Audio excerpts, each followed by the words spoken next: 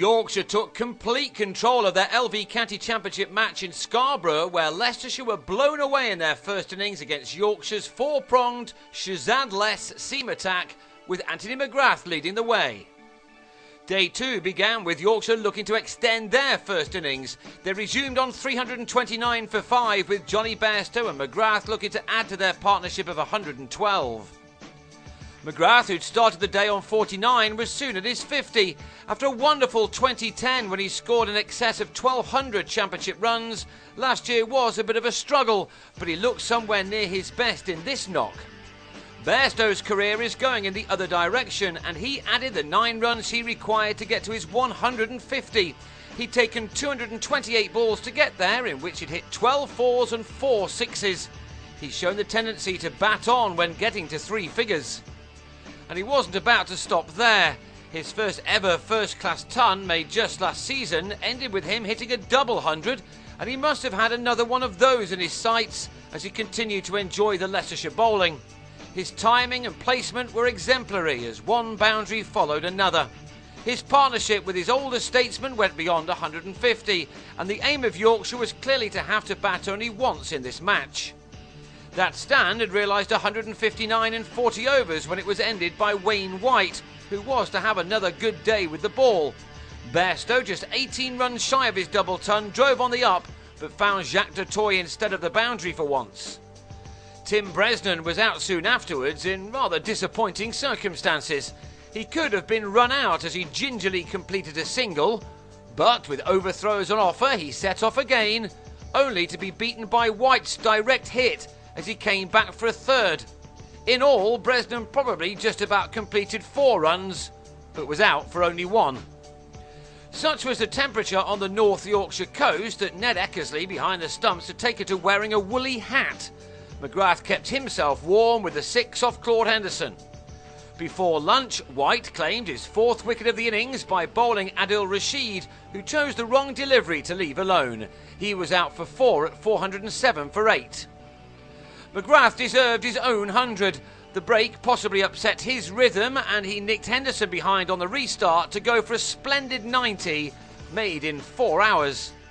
So there was time for a bit of fun from the last pair, and Ryan Sidebottom tried to ruin White's figures with a perfect straight 6, for which he deservedly held the pose. White was not to be denied, however, and for the second successive match, he claimed his fifer, Sidebottom top-edging a pull shot to be taken by a running Eckersley. Yorkshire were all out in 133 overs for 447, White finishing with 5 for 90. So often in his career, Sidebottom has done early damage with the ball, and this was to be no different. He ended his second over by having Matt Boyce legged before for a duck, and in his third he also got rid of du Toit without scoring, the beanie-wearing Bairstow claiming the catch behind. Leicestershire have made some pretty indifferent starts with the bat this season, and they soon found themselves on 12 for 3 when Stephen Patterson joined in the fun by finding the edge of Greg Smith's bat. If it was cold for even those born in Yorkshire, imagine what Ramnaresh Sarwan must have felt like when he came back out to bat.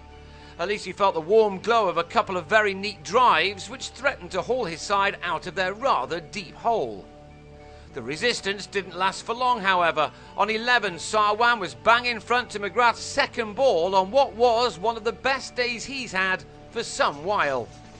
He struck again just before tea, Eckersley going in the same manner for 4 to leave Leicestershire on 43 for 5, a long, long way behind. And things got even worse for them after the break. Joshua Cobb with a top score of 29 was brilliantly held by Bairstow standing up. White missed a straight one from Patterson to head back leg before on 6. And Robbie Joseph nicked Patterson behind to go for a duck. Now Leicestershire was staring down the barrel on 68 for 8. There was at least some spirited batting from the tail, most notably from Henderson and Nadeem Malik. Both will have remembered the odd dark day from last year when their batting collapsed rather terribly. At least here they took the score beyond 100. But Bresnan then got in on the act to end the 9th wicket partnership on 36, Henderson edging him to slip on 15. And rightly, it was left to the man of the hour, McGrath, to finish things off as the 36-year-old had Alex Wyatt taken by Phil Jakes in the slips. McGrath had taken 4 for 21 as the visitors were dismissed for only 116. Needless to say, with them being 331 runs behind on first innings, Leicestershire were asked to follow on, and to the last ball of the day, Smith was bang in front to Patterson to end a miserable day for him and his team. Leicestershire will now need a miracle to save this match from here. They'll resume on the third day on 3 for 1, still needing 328 runs just to make Yorkshire bat a second time. The Tykes appear to be on the up.